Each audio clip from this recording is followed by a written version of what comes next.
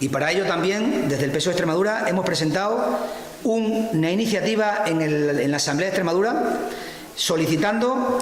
determinadas cuestiones y determinadas ayudas para las personas afectadas. Una propuesta que está registrada ya, se registró el pasado viernes en la Asamblea de Extremadura,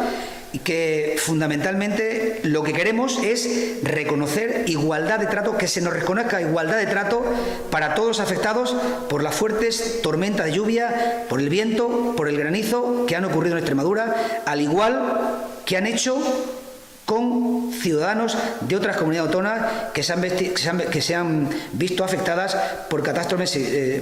similares. Y aquí es donde pedimos la unanimidad de todos los grupos políticos de la Asamblea de Extremadura para que llegue una voz única al gobierno de Rajoy, al gobierno en funciones de Rajoy, y apoye a Extremadura como no ha hecho hasta ahora, con otras catástrofes como, digo, la Sierra de Gata.